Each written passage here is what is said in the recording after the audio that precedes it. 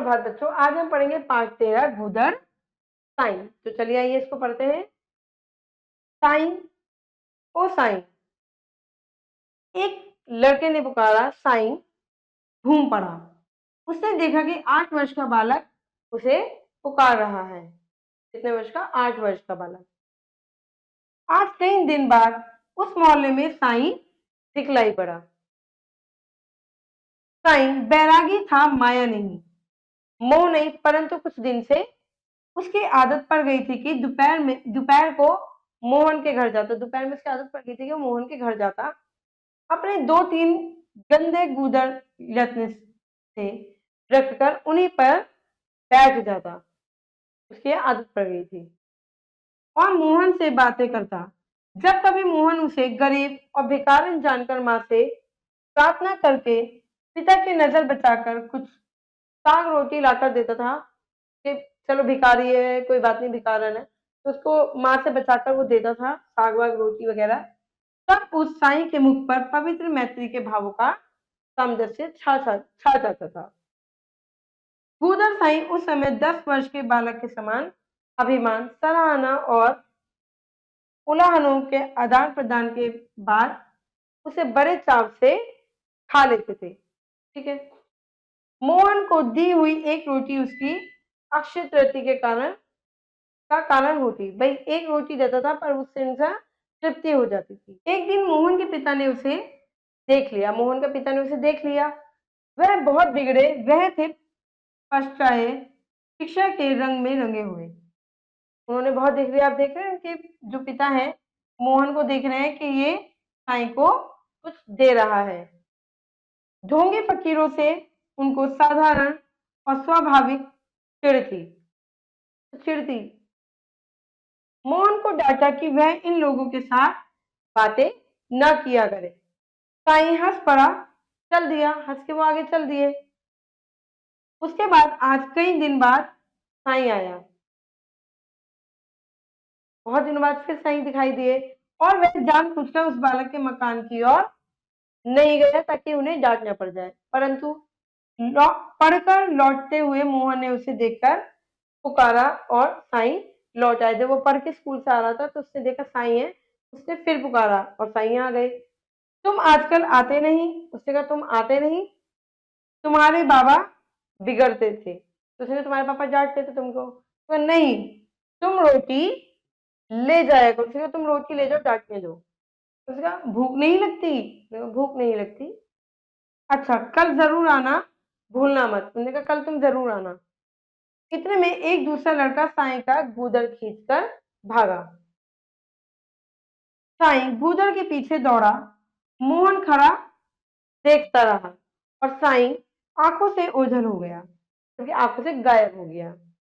चौराहे तक दौड़ते दौड़ते साईं को ठोकर लगी। ठोकर लगती है ना, जैसे पत्थर से ठोकर या किसी भी चीज से ठोकर लगी। वह गिर पड़ा, फिर से खून बहने लगा। सिजाने के लिए सिजाने के लिए जो लड़का उसे गुदर लेकर भागा था वह डरकर छिटक गया, वो खुद डर गया। दूसरी ओर से मोहन के पिता ने उसे पकड़ लिया। अब मोहन के पिता ने पकड़ लिया दूसरी तरफ से उसे, और दूसरे हाथ से साईं को भी पकड़ कर उठाया। एक हाथ से मोहन था, एक हाथ से उन्होंने साईं को उठाया। नटखट लड़के से सिर पर चपत पड़ने लगी। साईं उठकर खड़ा हो गया और बोले, मत मारो, मत मारो, चोट आती होगी। उसने कहा इसे मत मारो, चोट आती होगी। ठीक है। साईं ने कहा और लड़के को छुड़ाने लगे, किसको मत मारो। मोहन के पिता ने साईं से पूछा, तब चिथड़े के लिए दौड़ते क्यों हो? उसने कहा तब क्यों दौड़ते हो चिथड़े के लिए? सिर फटने पर भी जिसको रुलाई नहीं आई थी वह साईं लड़के को रोते देखकर रोने लगा। भाई बेशक उनके पैर में चोट आई थी पर तब नहीं रोए वो, पर मोहन को पीटता देखकर वो रोने लगे। आप देख रहे हैं कि एक हाथ से इन्होंने मोहन को पकड़ा है, एक हाथ से वो इन बाबा को, साईं को उठा रही है। ठीक है। उसने कहा, बाबा मेरे पास दूसरी कौन वस्तु है जिसे देखकर इन राम रूप भगवान को प्रसन्न करता? उसने कहा तो क्या तुम इसलिए गुदर रखते हो? तो उसने कहा तुम इससे रखते हो क्या? इसके चीथड़े को लेकर भागते हैं भगवान, और मैं उनसे लड़कर छीन लेता हूँ, रखता हूँ फिर उन्हीं से छिनवाने के लिए, उनके मनोविनोद के लिए। सोने का खिलौना तो अचक्के भी छीनते हैं। उन्होंने कहा सोने का तो हर कोई छीनता है, पर चित्रों पर भगवान ही दया करते हैं। उसने कहा पर चित्रों पर चित्र कौन लेता है, उस पर तो भगवान ही दया करते हैं। इतना कहकर बालक का मुंह पूछते हुए मित्र के समान गलबाही डाले हुए साईं चला गया। मोहन के पिता आश्चर्य से बोले, गूदर साईं, तुम निरे गूदर नहीं, गूदरी के लाल हो। चलिए बच्चों करते हैं अभ्यास। सही विकल्प चुनकर ओएमआर शीट पर गोले भरिए। ओएमआर शीट है, आपको क्या करना है, इसमें गोले भरने हैं, परम टिक यहाँ लगे। गूदर साईं बच्चे को किसका रूप मानते थे? भगवान का रूप। साईं क्या था? बैरागी था। साईं क्यों रोने लगे थे? लड़के को रोता देखकर वो रोने लगे थे।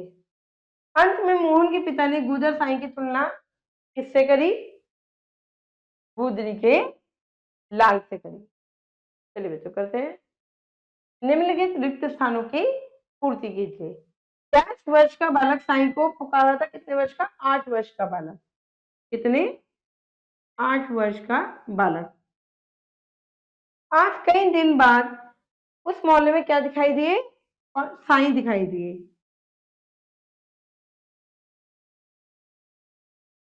साईं दिखलाई पड़ा है। नटखट लड़के के सिर पर शपथ पड़ने लगी। शपथ। दूसरा लड़का साईं का क्या खींचकर भागा था? गूदर। गूदर खींचकर भागा। चलिए बच्चों करते हैं मिलान। चलिए, सहाराना मतलब होता है प्रशंसा करनी, ठीक है। माया मतलब होता है ममता, ठीक है। शपथ मतलब तमाचा पड़ा हो, ठीक है, तमाचा। ताना मतलब चिढ़ाना, इसको चिढ़ाना। और मनोविनोद मतलब होता है मनोरंजन, ठीक है, मनोरंजन। ये प्रश्न उत्तर है बच्चों, ये आपको खुद से करने हैं, व्याकरण खुद से करनी है। आशा करती हूँ ये पाठ आपको समझ में आया होगा। मैं मिलूंगी आपसे अगली कक्षा में। जब तक के लिए खुश रहिए और अपना ध्यान रखिए और निरंतर अभ्यास करते रहिए। धन्यवाद।